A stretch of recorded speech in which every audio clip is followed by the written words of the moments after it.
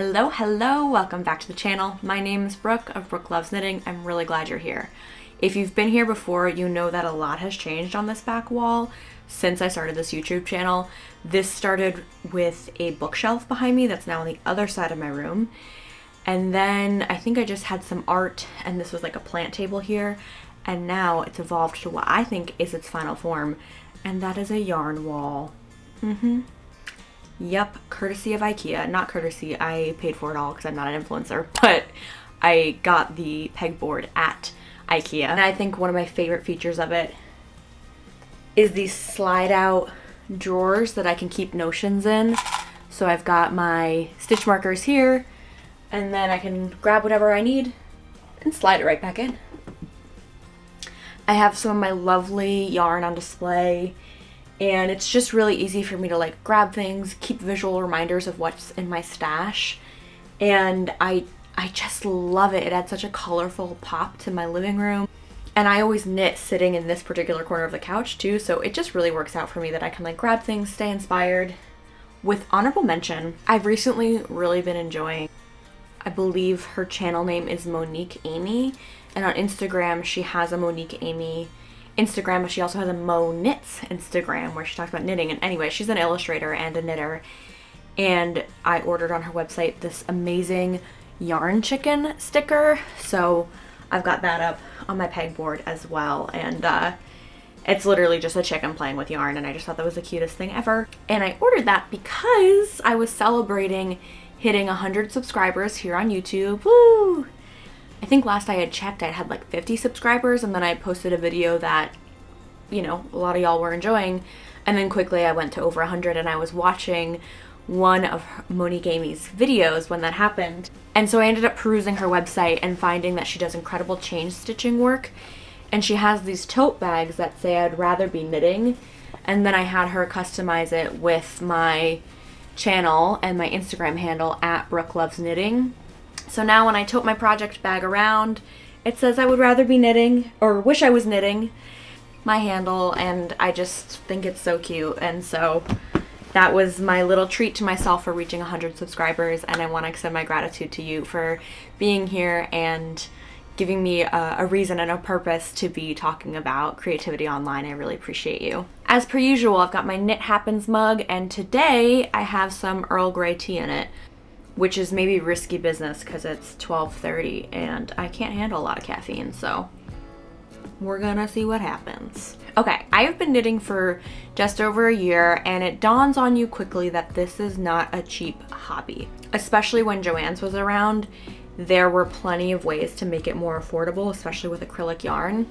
But the more nerdy I get about this hobby, the more passionate I get about yarn quality. I'm just very interested in like what the kind of yarn is that I'm using, and like where it comes from and how it was dyed and all those things. So, oh my god, hot tea is so good.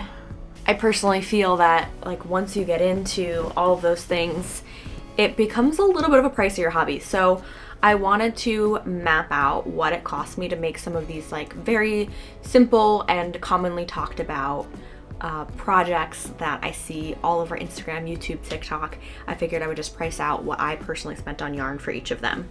Let's start with what I'm wearing today, which I'll put a little picture of it here. It's my step-by-step sweater by Florence Miller, an incredibly popular pattern. If you are newer to knitting, I cannot recommend making this enough.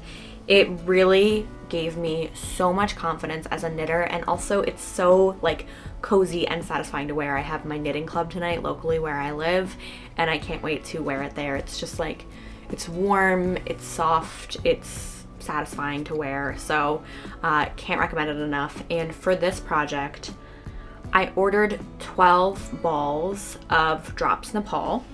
I actually have about 2.5 balls of it left, and this is in the colorway 6220, and this is a wool and alpaca blend, and I ordered it from Lind Hobby online, and for all 12 skeins or balls of yarn, I paid $36.60, but with shipping it came to about $50.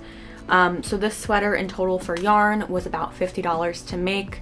Personally, I think if you could find the yarn in person and not pay for shipping, which it might be hard to get sweater quantity of this yarn, but maybe you could order it from your local yarn store if you have one and order it to be delivered there and pick it up.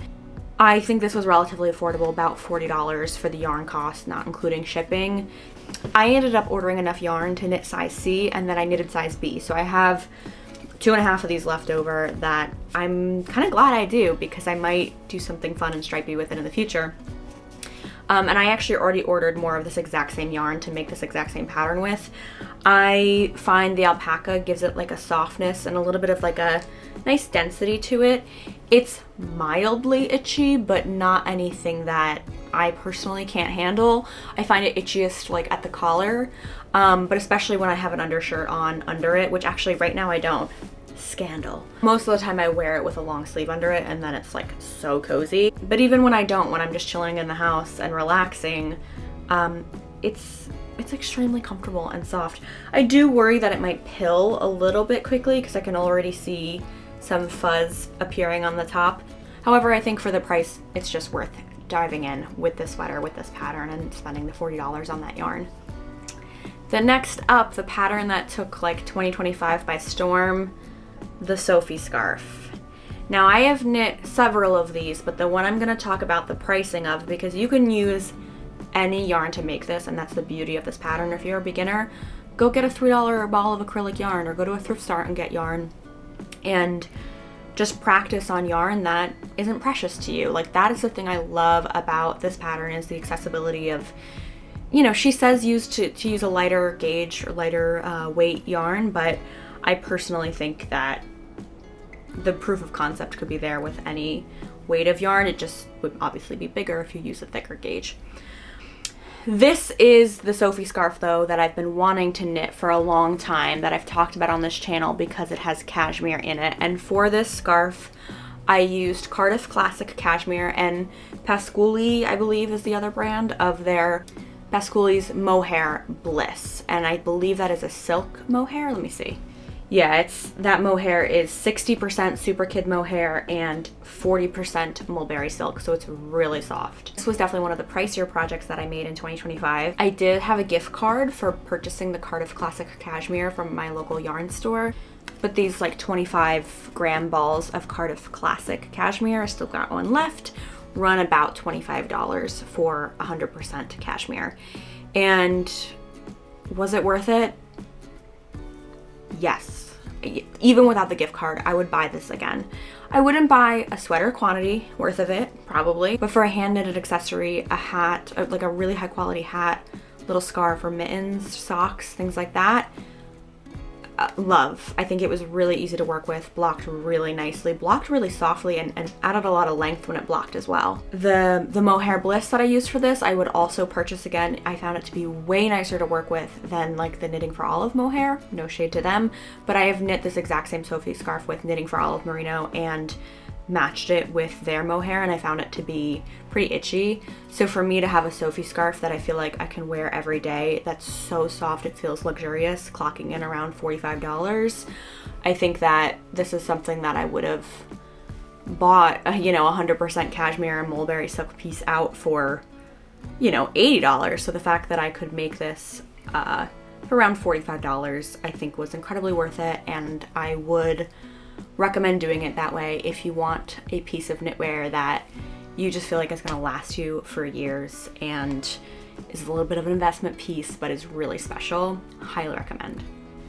Okay, next we're gonna talk about the Sophie shawl, and this is a pattern that I actually don't love, and that's not because of the pattern, it's because of me. I just would say that I didn't really enjoy making this, and I don't really use it that much, which maybe I should, so let's try it on. I'm just finding that I don't love a large triangle scarf, although could give about super cozy vibes like this. Wait a minute, maybe I'll wear it more now. I really like it. Like a semi-hat, semi-scarf. I might be onto something. But I just find that I don't love the way it fits. Now, I think a large part of that is because this is so embarrassing to admit, but I just tied the yarn balls together at the end because I was getting really lazy. And so I have these lumps all on one side, which is just embarrassing, but like this was the first like bigger project I made. And then look how different this edge is. This is like the end of one.